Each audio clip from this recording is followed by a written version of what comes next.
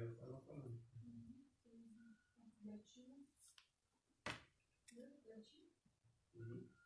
Gatinho.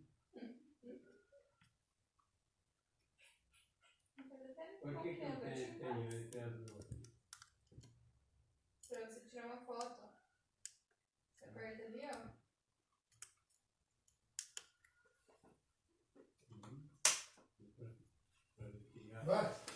Boa noite, sejam bem-vindos. Eu entrei um pouquinho antes para receber vocês, para ver o pessoal entrando, que gostoso. Rose, seja bem-vinda, Adriana, Mônica, a Milena Nanias, que bacana, né? Hoje é uma live gostosa, porque nós vamos falar de educação, né? E educação é minha vida. Então eu tô bem tranquila e vai ser um momento muito gostoso. Antes da gente continuar ver o conteúdo de hoje, né? Eu queria deixar vocês bem à vontade para mandarem perguntas, para interagir, para fazerem colocações, né? Que bacana, Adriana, que você vai conseguir assistir tudo, né? Isso é joia. Gostoso ver o pessoal entrando. Então vamos lá. São 7 horas, né? A gente tem um tempo pré-determinado, então vamos aproveitar esse tempo, né? Sejam todos bem-vindos a essa conversa de segunda-feira. Já está virando um hábito nas nossas vidas, né? Ter um bate-papo gostoso de segunda-feira à noite, sempre às 7 horas. Queria aproveitar e já convidar vocês que essa semana abre o canal se chama Leila.prisma no YouTube, e nós vamos fazer vídeos de discussões de livros, sobre educação, sobre família, educação de pais, e aí a gente vai poder discutir bastante coisa também, porque no YouTube não tem a limitação do tempo. Bom, vamos lá. A gente está num cenário educacional totalmente diferente do que a gente vinha acompanhando, né? Na semana de 16 a 20 de março, quando iniciou a contaminação através do vírus, nós tivemos que parar as nossas aulas e começar o ensino remoto. Nós da educação, a gente já vinha discutindo mudanças educacionais há bastante tempo. Então, a gente já trabalhava com metodologias ativas, com gamificação, uso da problematização nas aulas, só que tudo foi muito rápido. E nesse paradoxo, nós temos 38% das casas brasileiras não têm acesso à internet, quase 60% das casas não têm computador, 59 pessoas das classes D e E não navegam na internet. Então, nós temos um cenário bem diferenciado no nosso país. Nós temos 88% das crianças estudam em escola pública, 12% estão na rede privada, que hoje rapidamente se tornaram ilhas de excelência. E neste cenário, nós temos os professores tendo que trabalhar com situações que não estavam prontos, né? E aprender a mexer com essa parafernália tecnológica de uma forma muito rápida. Nós temos as escolas particulares, que têm em sua maioria os alunos que têm acesso à internet, que têm acesso ao computador, a escola pública e que não tem esse acesso, e nós temos os pais e as mães que estão com as crianças em casa e recebendo este conteúdo para ser trabalhado diuturnamente, ou seja, diariamente, e esse vírus veio para mudar a nossa vida. A gente já vinha discutindo na educação e na formação dos professores na universidade essas mudanças que a gente teria que ter na identidade do professor. Então, para aqueles que não me conhecem, eu sou professora há 27 anos, eu sou formada em Letras e Pedagogia, tenho algumas especializações, várias especializações em psicopedagogia, neuropedagogia, em coaching educacional, em gestão educacional, em inteligência emocional, e sou mestre em educação e doutora em educação. E eu pesquiso identidade do professor. E quando a gente vai falar de identidade do professor, nós vamos falar de uma pessoa que pelo menos fez uma graduação, muitos têm muito mais de uma pós-graduação, tem professores que têm 6, 7, eu tenho várias, né? E nós chegamos a estudar por volta, eu mesma nunca parei de estudar nesses 27 anos, e muitos professores que eu conheço, a Adriana mesmo, que acabou de passar aqui, que está na live, também nunca parou de estudar. Nós passamos o tempo todo estudando para lidar com essa diversidade que a gente encontra em sala de aula.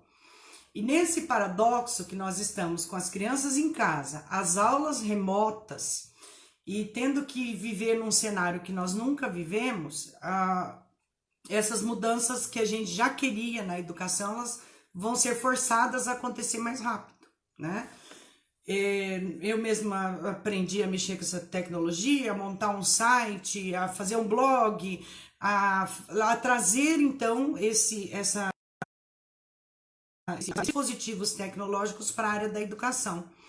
O que nós não estamos garantindo ainda? Nós estamos transferindo conteúdo, mas nós não sabemos se nós estamos garantindo a aprendizagem, né?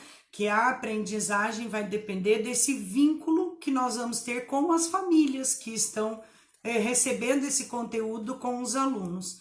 Então, o cenário é ideal, porque a gente sempre gritou na área da educação para que a família acompanhasse os filhos em casa, e agora a gente vai ter a oportunidade de ter as famílias interagindo com o processo educacional. Só que nesse processo educacional, a gente tem um estresse enorme de professores, né? Uma aula de 20 minutos gravada, ela chega a demorar até 4 horas para a elaboração do professor. E esse cenário da família receber. Então, tem famílias que recebem o vídeo para expor o professor, para falar dele, né? Eu vi um post recentemente que é assim, uma professora embaixo dizendo: puxa, consegui resumir todo o conteúdo em 20 minutos para não cansar os meus alunos. E em cima, mãe, onde já se viu? Essa professora mandou uma aula só de 20 minutos. E essas contradições é que estão gerando esse estresse tamanho.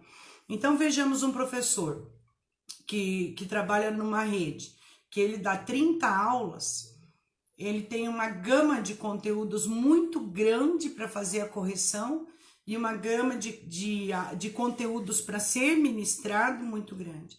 Automaticamente, as pessoas já estão no nível de estresse alto, no nível de ansiedade alto. Atendendo essa série de mudanças que aconteceram na educação, esse estresse vai ser gerado pelos pais e pelos professores.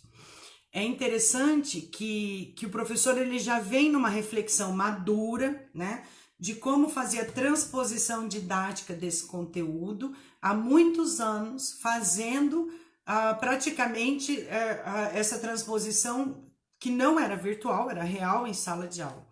E aí a gente entra no fator educacional. Existe uma frase que é assim: é preciso toda uma aldeia para educar uma criança. E realmente, né? É preciso que a gente tenha o professor, é preciso que a gente tenha a família, é preciso que ele tenha a socialização da escola, que acredito que é o que mais está sendo sentido pelos pais, pelas crianças e pelos professores agora. Porque essa interação virtual, e nós somos seres sociais, ela não preenche todo o nosso vazio existencial que nós temos.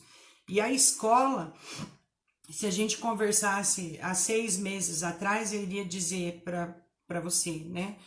A escola é o melhor lugar que tem para a criança ficar. É um lugar onde as pessoas são estudadas para receber seus filhos, né? Então, esse professor, ele faz a transposição didática, ele tem um estudo, uma reflexão madura, né? De como avaliar, de como orientar, e tudo isso está sendo podado. Esse princípio educativo de que a gente precisa de uma aldeia, né, para educar uma criança, é muito sério. porque muitas pessoas depositam os filhos na escola e esperam que essa educação venha da escola. E ela não vem da escola, ela vem de uma aldeia, ou seja, do pai, da mãe, do vô, da avó, da professora, da escola, do amigo que está na escola, dos diferentes que ele encontra nessa escola. Então, formular uma proposta de um ensino remoto, que é o que nós estamos tentando fazer, é muito diferente de uma educação em EAD, né? Então, eu tenho visto muita gente falando assim, nós estamos fazendo educação em EAD. Não, nós não estamos fazendo educação em EAD. Nós estamos tentando fazer atividades remotas e manter a qualidade de vida emocional, né?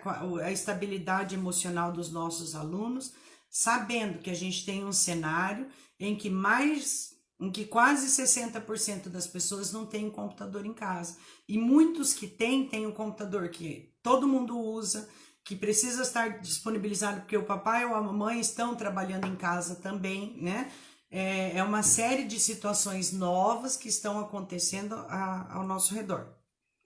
Vamos imaginar o seguinte cenário, que nós estamos hoje em 2020, vamos imaginar o cenário que hoje seja 2040.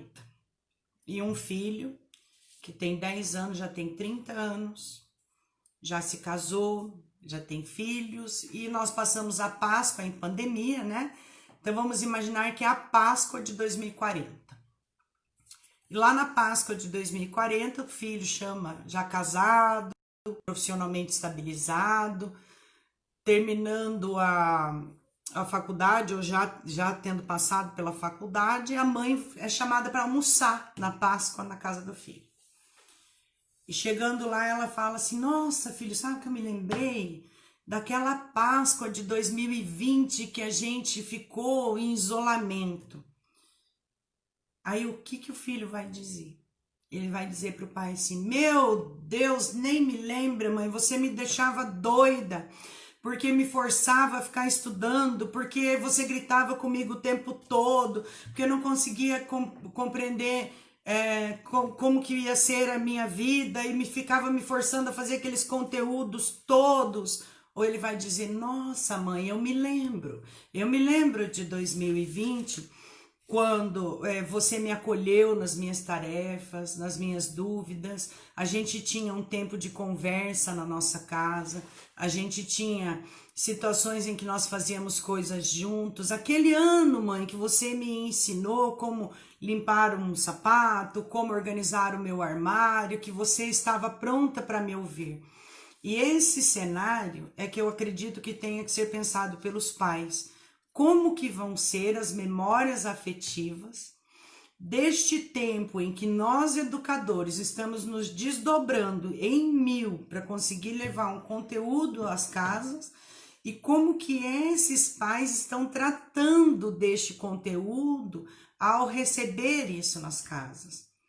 Porque é bem sabido, está sendo bastante discutido, até vi uma conversa com o professor Antônio Nova, o quanto o papel do professor passará a ser valorizado ao término da pandemia.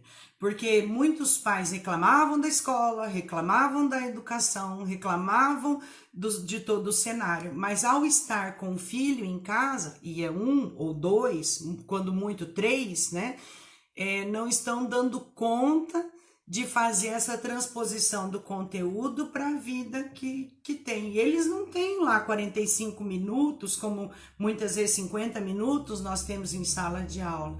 Tem todo o tempo para fazer isso. Então, se a gente passar a pensar nessas memórias afetivas de como vocês, pais, estão lidando com esse acolhimento, né, com essa recepção desses conteúdos, é muito sério. Num outro cenário, o governo do México, ele soltou um vídeo parabenizando os professores e dizendo para eles, eu sei que você está fazendo o seu melhor. Então, papai e mamãe, prestem bem atenção. Os professores estão fazendo o melhor que eles podem. E eu acompanho muitos professores, né? O tempo todo, Leila, olha, eu recebi eu conversei por WhatsApp com uma professora, olha a situação. Professora de educação infantil, de crianças com necessidades de atendimento especial, entre elas 3 autistas severos. E ela precisa gravar aulas pelo WhatsApp para esses autistas. Olha quanta dificuldade e quanta ansiedade essa professora de educação infantil está vivendo e o esforço que ela está fazendo para conseguir fazer essa transposição entre aquilo que é esperado dela e aquilo que, na verdade, consegue conceber no ensino remoto, né? Tem uma pergunta aqui, ó, como você acha que será a educação para idosos? Por exemplo, a memorização. Os idosos, nessa pandemia, estão passando por um momento de atropelamento. Então, deixa eu falar desse atropelamento. Um primeiro cenário da saúde mental é achar uma beleza que tudo parou, né? Então, na primeira semana, nossa, tudo parou, nós vamos ficar em casa, olha, nós estamos seguros, vai ser tudo ótimo. Na segunda semana, a gente começa a ter noção, né? E isso foi tratado no curso da Fiocruz de saúde mental, que está aberto, inclusive, para qualquer um que possa querer participar. A gente começa a ter um cenário da situação real. E começa a entrar na terceira semana no processo de distopia, ou seja, parece que eu estou vivendo um filme que não é a minha vida real. E os idosos, eles têm uma necessidade grande de socialização. Então, ele vai tomar o café na padaria para conversar com alguém. Ele vai ao mercado para ver gente, para conversar com alguém. Porque muitas vezes os filhos estão trabalhando, os netos estão trabalhando. E por mais atenção que a gente dê, a gente não atende a todas essas. Então, eu, por exemplo, que tenho acompanhado meu pai, que é bastante ativo, que faz academia, que mexe no celular, que usa o computador, joga xadrez, faz leitura, a gente já fez flores aqui em casa, né? Nós temos aquele livro de ligar 1000 pontos, porque esse processo de memorização, por exemplo, que foi feito na pergunta, ele vai precisar ativar a memória. Aproveitando a pergunta do idoso, vamos puxar as crianças. As crianças de 0 a 10 anos, elas precisam de rotina, e elas precisam de rotina de estudo, rotina de sono, rotina de alimentação. E nessa rotina de estudo, eu não posso deixar a criança estudar a hora que ela quiser, ou ela fazer o que ela quiser. Só que eu também não posso romper com essas memórias afetivas. Então, vou pegar um exemplo simples, né, para falar dessas memórias afetivas. Vamos supor que você, mamãe, vai fazer uma compra e pega o troco, né? E você não conferiu o troco e ao chegar no carro, você vê lá que a pessoa deu R$5 a mais. E fala pro filho, olha, deu R$5 a mais, eu vou lá devolver. Aí você devolve, volta pro carro e fala, nossa, arrasei, né? Ensinei meu filho que tem que devolver. Não houve memória afetiva. Quando que vai ter memória afetiva? Quando você falar, filho, vamos comigo e nós vamos lá devolver esses R$5, porque se nós não devolvermos, sabe quem vai pagar? A pessoa que fez esse troco errado. Então, a gente precisa devolver porque futuramente você pode trabalhar num banco, você pode cometer esse erro e você vai pagar de um dinheiro que você não estava pronto para pagar. Aí eu criei uma memória afetiva e realmente houve aprendizagem. Então, muitos pais acham que vão ensinar o filho só pelo exemplo. Não, só o exemplo não basta, é preciso criar uma memória afetiva. A professora Cassiana está perguntando assim, ó, como motivar os pais que possuem baixa escolaridade e se sentem incapazes de auxiliar os filhos nas tarefas escolares? Então, para responder sua pergunta, Cassiana, eu vou contar uma história. Essa história foi contada por um aluno meu na época que eu dava aula de cursinho. Ele disse que ele chegava em casa e a mãe dele sentava com ele e falava assim, filho, Vamos fazer a tarefa porque você é um grande homem, você é inteligente e eu quero que a gente que faça o nosso melhor e eu vou fazer com você. E a mãe sentava com ele e ele fazia a tarefa. Passaram-se anos e ela sempre motivando e dizendo para ele que ele ia ser um grande homem, realmente se tornou um grande homem, que ele ia ser um grande homem, que ele ia aprender tudo, etc. E ele escreveu uma carta para a mãe. E isso ele já estava no ensino médio. E quando ele entregou a carta, a mãe ficou olhando para ele, parado. Ele falou: o que foi, mãe? Ele falou: filho, eu não sei ler. E aí esse menino começou a chorar e se emocionou muito e disse para a mãe: mãe, é inacreditável que eu nunca percebi que você não sabia ler. Então, muitas vezes, os pais com baixa escolaridade, eles mesmos já se automutilam e podam essa circunstância. No livro Viver a que se Destina, né, o professor Leandro Carnal e o Mário Sérgio Cortella, eles colocam que as pessoas se habituam ao sofrimento. Então, tudo é sofrimento. E essa mãe desse menino que não sabia ler, mas que conseguiu trazer para ele a motivação de aprender, a necessidade do conhecimento e a importância do conhecimento, provou que não necessariamente o papai ou a mamãe que estão no papel de motivadores das crianças precisam ter o conhecimento. Eles precisam ter a capacidade de marcar emocionalmente essa criança. Então, não há por que ter a desmotivação se eu tenho a capacidade de interferir na vida de alguém. E criar um filho, educar um filho, não é uma tarefa fácil. A gente precisa estar motivando o tempo todo. Por muitas vezes, eu mesma sentei ao lado do meu filho, eu já não me lembrava mais a tarefa, mas a motivação é: filho, mostra para mim como é que faz. Eu estou orgulhosa de você, você está se empenhando na tarefa. É isso mesmo, você vai ser um cidadão muito bom. Eu acredito no teu conhecimento. Logo, filho, tudo isso vai passar e daí você vai poder tirar suas dúvidas com a professora. Na verdade, é a situação de como essas crianças vão voltar emocionalmente para a escola. Porque nós, professores, nós conseguimos transpor o conhecimento, a gente consegue tirar as dúvidas que vão ser acumuladas durante esse isolamento social, mas a gente não é terapeuta, né? E como que nós vamos lidar com esses estragos emocionais que estão acontecendo em casa? Muitas crianças e jovens têm relatado que está sendo um verdadeiro massacre em casa, né? Então a gente tem que cuidar com esses massacres que nós estamos fazendo nas memórias afetivas. Papai e mamãe, sempre pensem assim: como meu filho vai lembrar disso daqui 20 anos? Deste tempo que nós estamos nas nossas casas, fazendo a tarefa com eles, lidando com esse conteúdo e com essa aprendizagem da criança. Porque papai e mamãe, eu sou doutora em educação, pode acreditar em mim. Quando seus filhos chegarem na escola, nós professores, e há muito bons professores por aí, eu conheço muito bons professores, nós vamos dar conta de tirar as dúvidas deles quando as aulas voltarem. Mas nós não vamos dar conta de curar emocionalmente os filhos nos estragos que podem estar acontecendo nas famílias.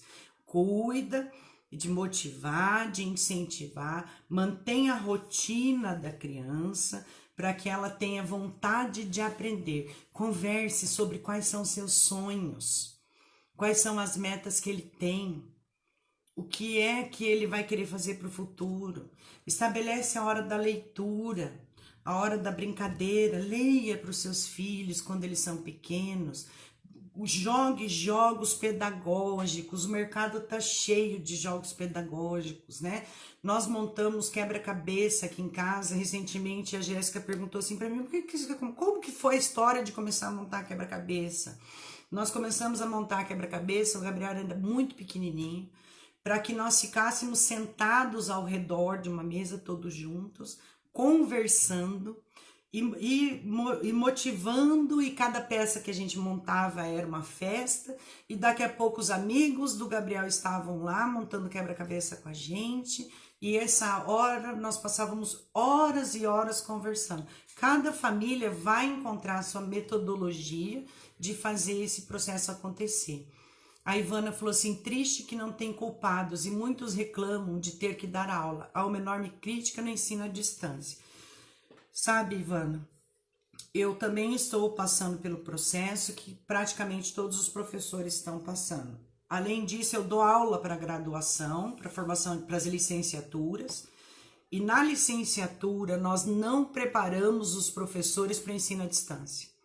A gente prepara para as metodologias ativas em cursos de extensão, a gente prepara para gamificação em cursos de extensão, mas nós não estávamos prontas. Então, tudo que vai me tirar da zona de conforto dói.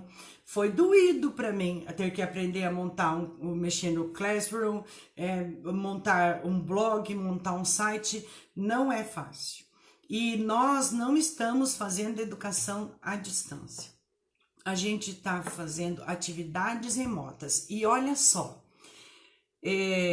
eu tenho me questionado muito e penso nisso o dia inteiro e eu não sei a resposta, né? Eu vou lançar a pergunta para vocês, que eu estou vendo vários professores aí.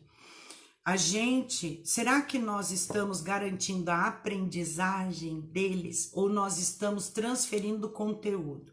Eu tenho medo das atividades remotas serem coisas para as crianças fazerem, para não dar muito trabalho para os pais. Então ele fica lá ocupado, fazendo atividade, mas eu não tenho certeza se essas atividades que estão sendo feitas neste tempo de isolamento vai gerar propriamente dita aprendizagem. Nós só vamos saber disso quando a gente retornar para as salas de aula e conseguir fazer esse diagnóstico desse tempo, né? Para conseguir entender como que foi o processo de aprendizagem. Porque a escola, e isso já vem sendo discutido há bastante tempo, ela não consegue garantir o aprender a aprender, né? Então, se a gente tivesse garantido aprender a aprender, eles estariam em casa, aqueles que têm acesso à internet iriam dar sequência aos estudos dele, porque a internet é muito mais do que simplesmente rede social. E a gente tem pesquisas que mostram que o jovem brasileiro é um dos jovens que mais passa tempo na internet fazendo nada. Então, o que ele fica? Ele fica mexendo em redes sociais, ele conversa com um amigo, ele entra em chats de perguntas e respostas, mas não necessariamente aprende uma nova língua, visita museus, caminha por outros países, né? E faz toda essa aprendizagem que pode acontecer, sim, com o computador. Só que aí nós vamos entrar numa outra circunstância, que é a vontade de aprender a aprender. Ou seja, nós vamos chegar numa situação lá da LDB, que o meu conhecimento seja significativo, ou seja, que eu tenha razão para estar ali, tenha razão de querer aprender. E é aí que nós vamos entrar num cenário de jovens que muitas vezes estão sem perspectivas, que passam horas e horas e horas jogando um jogo online, que não saem dos seus quartos, que não consegue estabelecer diálogo com as suas famílias, né? E aí, bem colocada, a Dani colocou ali, que é justamente aí o porquê da nossa preocupação com a saúde emocional dessas crianças quando voltarem. Outra coisa que eu tenho pensado muito é como será que nós vamos conseguir fazer essa volta? Porque as nossas salas de aula é uma aglomeração.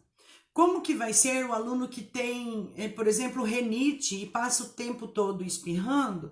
Que tipo de bullying, por exemplo, ele pode passar junto com os outros colegas? Como é que será que vai ser aquele aluno que não tem condições de usar máscara?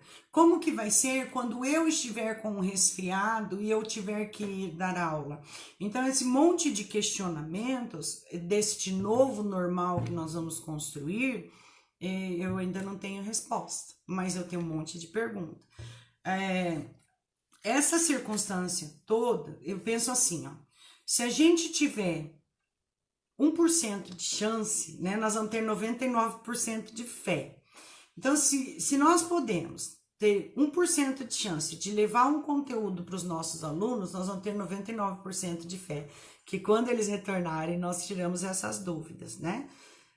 Quanto aos pais, a circunstância é a seguinte: muitos pais, eles acertam nas palavras, eles erram no tom que eles falam, e aí deixa essa marca, né, para os alunos quando eles retornarem. A Priscila está dizendo assim: na faculdade em AD, nós sentimos muito sobre esse ensino-aprendizagem, o cuidado que os professores tomam com essa aprendizagem. Convivendo com o meu irmão e essas atividades remotas, eu sinto o mesmo, né? Isso mesmo, Priscila. A gente precisa aprender a lidar com essas circunstâncias, de perceber que o professor também está num processo de aprendizagem, né? O professor Márcio colocou assim, ó: essa pandemia está fazendo todos nós reaprendermos como ser professor. Você acredita que essa situação poderá contribuir para revermos o modelo de educação praticado no Brasil? É possível ocorrer uma ruptura da identidade do professor? Márcia, eu adorei a sua pergunta. Nas pesquisas, a identidade do professor, a primeiro termo evocado, ele é o termo amor. E a bem da verdade, se nós não tivermos amor, nós não fazemos nada pela educação. Primeiro que os donos de escola, né, eu vi a Adriana, dona de escola, o professor Cláudio, dono de escola, eu vi a irmã Dionise ali. A gente sabe que quando a gente tem uma escola privada, a gente ganha pouco. Qualquer pessoa que quer ganhar dinheiro, ela não abre uma escola. Uma escola a gente abre com o ideal e com o amor. Esse é o primeiro ponto. Para ser professor, a gente também carrega em si o amor. Essa identidade do amor, ela é inerente à profissão do professor, porque a gente precisa de empatia, a gente vai precisar de doação, tem muito preparo, né? Nos bastidores de uma sala de aula tem muito preparo. Agora vamos pegar a identidade do professor. O meu medo, professor Márcio, pesquisando sobre a identidade do professor, até hoje eu li bastante sobre identidade, é que nós viremos umas máquinas. Por quê? A gente sabe que pode acontecer nesse cenário um sucateamento da educação. E uma aula gravada nossa, vamos supor que eu grave aulas para determinada coisa, né? Ela pode ser usada por muitos e muitos anos. E isso pode gerar ainda mais a desvalorização do professor presente na sala de aula, de que o desemprego dos professores pode aumentar, a gente pode ter um sucateamento da educação. Agora, que na identidade do professor e nas pesquisas de identidade, provavelmente isso vai aparecer, os aportes tecnológicos e a inserção do celular na minha aula presencial, que era uma briga que a gente tinha fazia tempo, né? Os alunos mexem no celular, etc. Pois é, daqui para frente nós vamos ter que aprender a usar o que o celular tem de bom para nós. A Cida está dizendo assim: temos crianças do Fundamental 1 que estão tendo aulas pelo Zoom, porém estão voltando a silabar, estamos preocupados. Sabe, Cida, este cenário vai gerar para nós, professores, muito mais valorização. Se algum pai, em algum momento, chegou a ventilar a possibilidade de homeschooling, né? Acabou. As pessoas querem a escola, né? Porque perceberam que o papel do professor e na identidade do professor vai muito além de fazer um exercício, vai muito além de responder um questionário, sei lá se ainda existe questionário, né? Eu acredito que não, né? Pelo menos espero que não exista, mas vai muito além do que necessariamente é esse processo. Sabe, professora Cida? Os alunos vão voltar a silabar, mas quando eles voltarem para suas mãos, você resgata esse tempo. né? Eu tenho certeza que em sala de aula, através da metodologia da ação docente, a gente consegue resgatar. Por que eles precisam sair alfabetizados tão cedo? Né? A escola consegue tudo isso. Nós não estamos perdendo tempo de educação, nós estamos salvando vidas. E a gente consegue resgatar esses conteúdos depois com motivação, com inteligência emocional, com didática, com psicologia da educação, com a metodologia da ação docente. A Claudinha perguntou se eu acredito que um dia a profissão de professor irá acabar. Então, Claudinha, existe uma obra que se chama 21 lições para o século XXI. O autor é o Yuval Harari. E ele coloca que em 2050, a maioria das profissões que a gente conhece hoje, elas não existirão mais. Que a tecnologia, por exemplo, ela vai passar a compreender as minhas emoções. Então, enquanto eu estou assistindo um filme, a tecnologia será capaz de ver do que eu ri, em quais momentos eu achei engraçado, quais eu me emocionei, para posteriormente fazer a indicação de próximos filmes, por exemplo, né? Usando esse exemplo.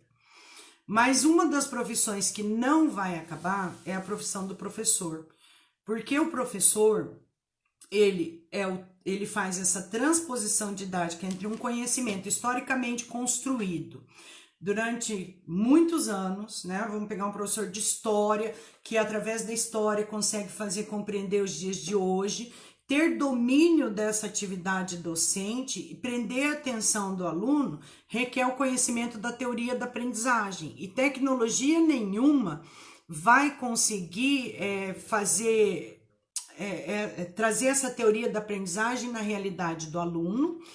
E o professor, hoje, ele é formulador de uma metodologia própria para cada aluno, porque nós sabemos que cada aluno tem o seu tempo, que cada aluno aprende de uma maneira, que muitas vezes o que eu proponho para uma turma, para um aluno é muito fácil, para o outro é muito difícil, e a gente consegue fazer essa troca entre os pares, porque a aprendizagem entre os pares é muito importante. Então, essa sabedoria, ou seja, essa expertise do professor de fazer com que o jovem interaja no seu cotidiano, interaja com seus pares e na sala de aula, a figura do professor não vai mudar. A Ingrid, maravilhosa Ingrid, né, colocou que se preocupa com o estresse. Muitos pais não estão sabendo lidar com os sentimentos e as crianças estão muito impacientes, não conseguem sentar para assistir uma aula online. Ingrid, perfeita colocação. E essa, na verdade, tem sido a minha preocupação, né? Ela colocou, aí é difícil, pois precisamos de ajuda dos pais para as crianças se organizarem e assistirem aula. Como podemos alcançar essas famílias para que estes momentos sejam menos estressantes? Bom, a Ingrid tem uma vantagem maravilhosa, né? Que é a escola da inteligência que tem no Colégio Nossa Senhora da Glória. A gente precisa aprender a lidar com as nossas emoções. E os pais também precisam aprender a lidar com as emoções. Se nós não conseguirmos, veja só, a escola se virou nos 30, os professores mexeram com as suas identidades, estão fazendo curso online, atividade remota, e agora de quem que a gente precisa? Das famílias. De quem que a criança mais está necessitada neste momento? É do professor? É da família. É da segurança que a família vai dar de que este momento é difícil, que está sendo tumultuado, mas que vai passar, e quais serão as memórias afetivas que ela terá daqui 20 anos. Papai e mamãe, sempre pensa nisso. Quais são as memórias afetivas que eu quero deixar para o meu filho lembrar dessa época de pandemia, de isolamento em que nós estamos estudando em casa, ou que nós estamos em casa em família, e usem da sabedoria, do equilíbrio da inteligência emocional, como a Vanessa colocou aqui, né? Vocês precisam parar para pensar de como estão fazendo essa transposição. Veja que o nível de ansiedade das crianças e dos pais está tão alto que eles são incapazes de sentar para conseguir se concentrar.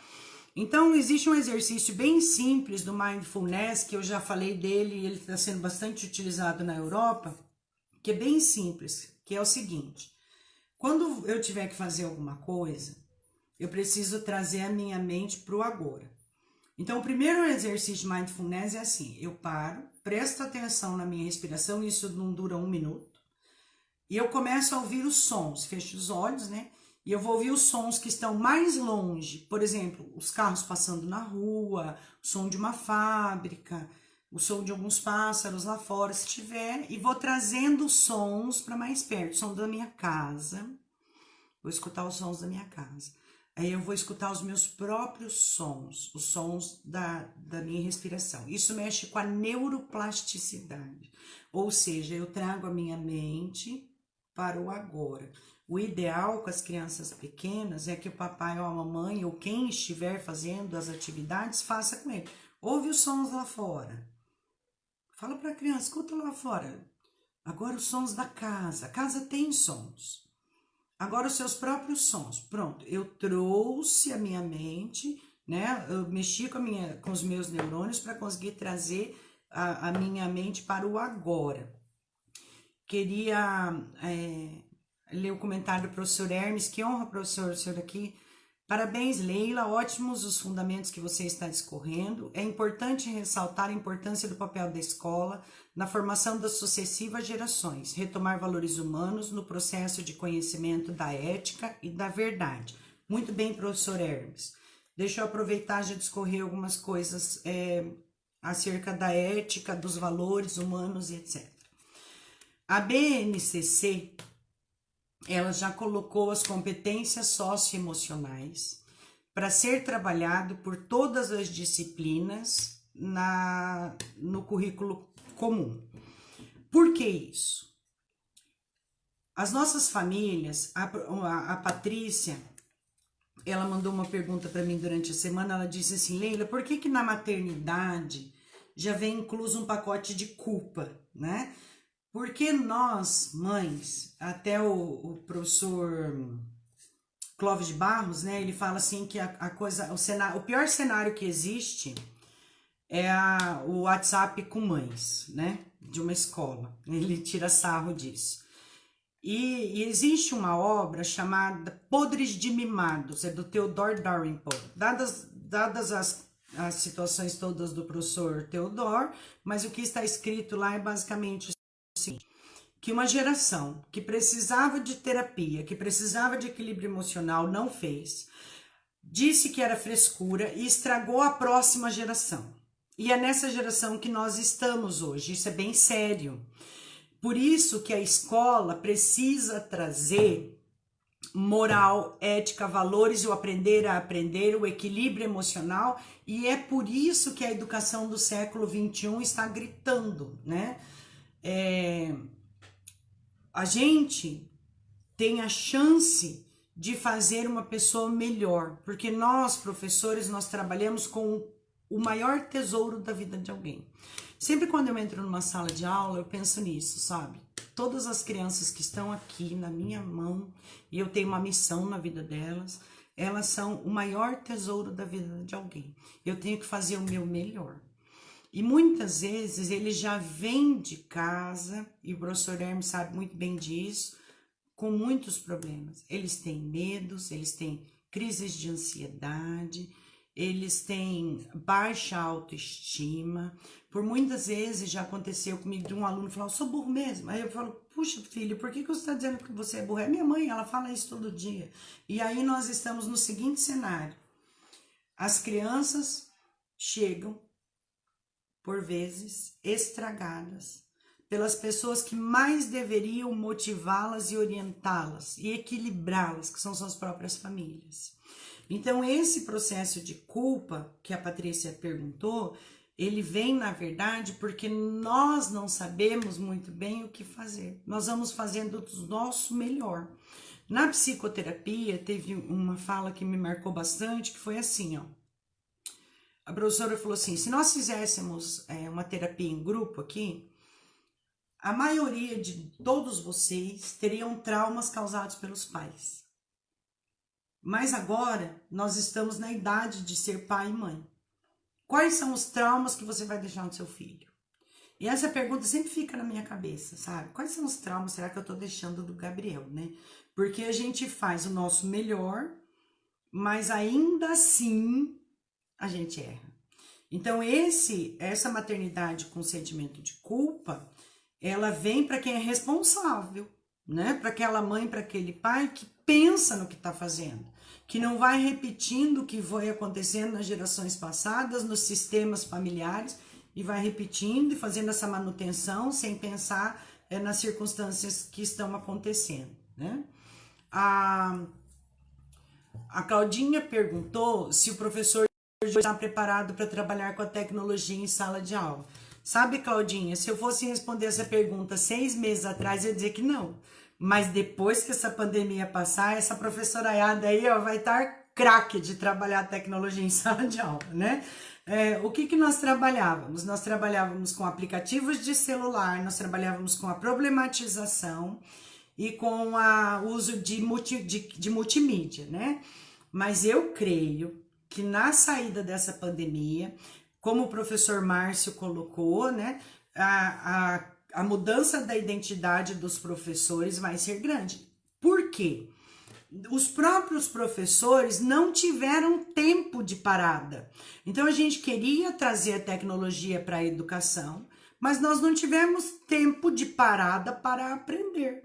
Com a suspensão das aulas e o isolamento social, os professores estão estudando, né? Então, eles estão aprendendo coisas que antes eram faladas por aí, mas que na verdade não faziam parte do cotidiano, porque a própria rotina de sala de aula, ela já é uma rotina desgastante, ela é de preparação de avaliação, de estudo, de correção de avaliação, de preparação de aula, prepara slide, monta tudo, e agora com essa suspensão das aulas, os professores também estão estudando, né? Eles não estão se virando nos 30 sem estudo. Eu mesma fiz muitos cursos online e ainda não me sinto tão apta, mas quando essa pandemia terminar, quando o isolamento social acabar, quando eu voltar para a sala de aula, ó, vou estar craque. E eu tenho certeza que a maioria dos professores também, né? A gente tem esse cenário de estresse dos professores, mas não se esqueçam, professores, ao estresse dos alunos também. Eu foquei mais no papai e na mamãe, mas, professores, eu sei que vocês estão fazendo o seu melhor. E o seu melhor pode estar muito aquém. O meu melhor, ele não está do jeito que eu gostaria. E eu sei que muitos professores também, né? Querem fazer mais e melhor. Mas nós vamos chegar lá. O que a gente precisa ter é a capacidade de conseguir enxergar que a gente vai mudar, né? Que a gente vai chegar lá. Esse vírus, né, ele veio ensinar muitas coisas pra gente e a gente precisa ter a capacidade de compreender o que ele veio nos ensinar. Muitas pessoas gritavam que queriam estar com as suas famílias, que não tinham tempo, que não podiam. Pois é, você está com esse tempo nas suas mãos, faça o seu melhor. Papai e mamãe, ajude os seus filhos, mas sempre pense nas memórias afetivas que você está deixando. Foi necessário um vírus para a gente olhar com zelo e cuidado pelos nossos idosos. Foi necessário um vírus para os seus pais ficarem mais tempo com seus filhos, para assumir essa responsabilidade que muitas vezes foi atribuída para a escola, né? Foi necessário um vírus para a gente lembrar de focar mais na gente mesmo, de fazer as nossas orações, porque até fazer oração andava meio fora de moda, né? Foi necessário um vírus para fazer a gente rezar em família, para ter um momento de conversa, um momento de espiritualidade. Foi necessário um vírus para a gente perceber que nós não temos raça, nós não temos crenças diferentes, né, em relação à religiosidade ou orientações sexuais, mas que somos todos iguais. E é neste cenário que a gente se encontra, para dar uma trégua nessa polaridade. Não fale mal dos seus professores, para os seus filhos. É deles que eles vão precisar quando tudo isso passar. E além disso, você, papai e mamãe, também vai precisar da escola para fazer o equilíbrio de tudo que é necessário refazer. E eu tenho certeza que nós, professores, vamos conseguir, né? A gente foi privado dos abraços e dos contatos para a gente perceber o quanto nós somos humanos e precisamos uns dos outros, né? Aprendemos a agradecer todos os dias, aprendemos a estudar todos os dias, aprendemos a ver o nosso próprio potencial. Esse vírus, na verdade, eu sempre falo para os pais, quando eu vou fazer palestra para os pais, assim, ó, o teu filho tem uma missão na sua vida. O que ele precisa te ensinar? Eu não sou paciente, então ele precisa me ensinar a ser mais paciente. Eu sou muito vaidosa, então eu tenho que me despir da minha vaidade. Eu subestimo as pessoas, então você vai ter que aprender a valorizar as pessoas. E esse vírus é a mesma coisa, né? A gente vai precisar aprender o tempo todo, né? A Ivana tá dizendo que apesar que tem muitos pais trabalhando e mais o compromisso com as aulas, eu concordo, Ivana, que aí a gente entra em jogo o cumprir as tarefas, né?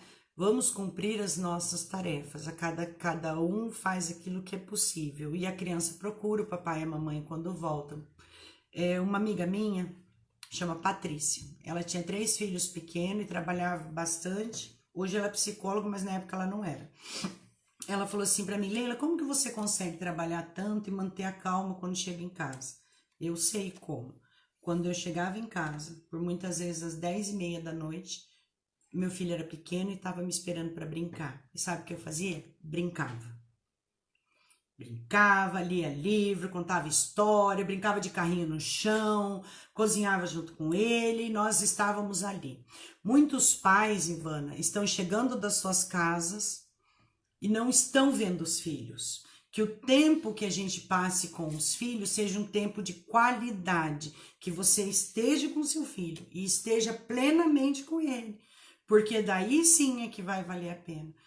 Muitas vezes 4 ou 5 horas juntos numa mesma casa não significa que a pessoa está junto. Estão vivendo um processo de solidão e não um processo de solitude, voltando lá na primeira live.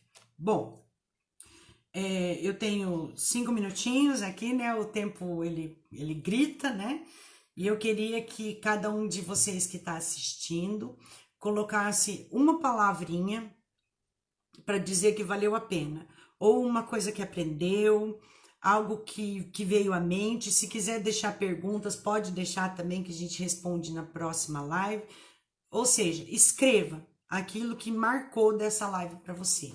O Rony escreveu inteligência emocional, poder da autoconsciência, entender que o problema é geral e que todos estão passando. A Claudinha, dei uma pergunta, eu vou deixar a pergunta para a próxima live. A Vanessa escreveu conexão, muito bem, Vanessa. O Cleiton escreveu top, que legal que você tá aí, Cleiton. Bom, esperança, o Gabriel Herrera escreveu esperança. Meu pai escreveu que joia, que legal, pai. Memórias, a Estela escreveu as memórias que vamos deixar para os nossos filhos. Então, fiquem bem. Uma boa semana para todos, aproveitem esse tempo. A Giovana escreveu solidariedade, a Claudinha escreveu inovação, a Aline escreveu controlar a minha ansiedade, a Michele motivação para os nossos filhos, a Ana Paula estamos sempre em processo de aprender, a Ivana aprender com o filho, muita paciência, a Ingrid, nosso aluno, é a coisa mais importante na vida de alguém, isso mesmo. A Valéria escreveu legado, a Aura escreveu memórias, a Tânia escreveu memória afetiva, a Juliana, gratidão, a Fabiana escreveu fé, né? E os agradecimentos. Eu é que agradeço a cada um de vocês que participou, solidariedade, professor Hermes, gratidão, minha amiga Adriana, minha amiga irmã, que a semana de vocês seja maravilhosa, que os anjos de luz estejam ao redor de suas famílias. Se puder, fique em casa, se proteja os seus, não deixe de estudar e lembra do equilíbrio, né? Dedicação, como a Patrícia colocou ali, tempo de qualidade, professora Cassiana, aprendizado. Usem bem o seu tempo. né? A professora Irene colocou reinventar e equilíbrio e a Leila superação. Estejam bem, Deus abençoe vocês. Espero vocês segunda-feira. Ah, esqueci do recado, peraí. Amanhã, às 6 horas da tarde, no perfil do professor Kleber Serafim, às 18 horas, tem uma live sobre metas e sonhos e como trabalhar com os jovens. Então, é legal, quem tem jovem em casa, pede lá para assistir, que a gente vai fazer um plano de ação para buscar os sonhos e realizar. No Instagram, professor Kleber Serafim, às 18 horas.